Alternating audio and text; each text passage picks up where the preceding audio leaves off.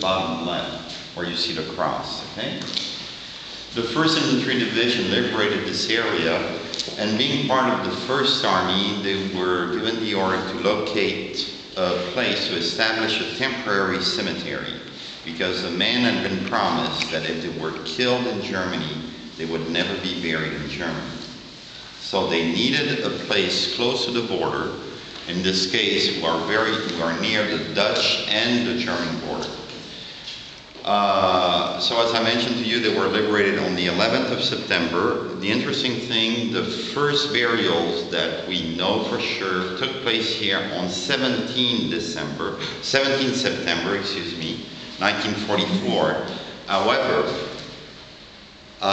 those burials were done by American troops, but those soldiers being buried were not Americans, they were Germans. So the first 100 bodies buried here on the 17th of September were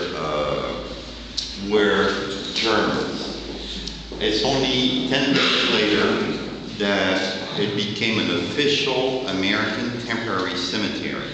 And by then, being the very first temporary cemetery in the area, they took in casualties from all over the place.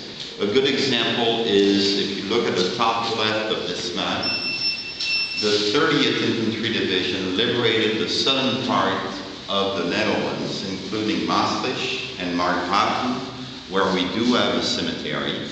But Margraten did not open until November 30th. So therefore, the men from the 30th Infantry Division who died in the Netherlands are buried here and not in Margraten. Okay?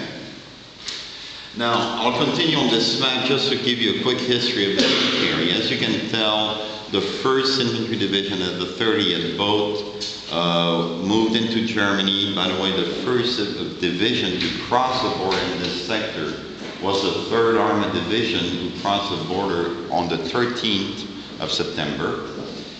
And so there was a battle for Aachen.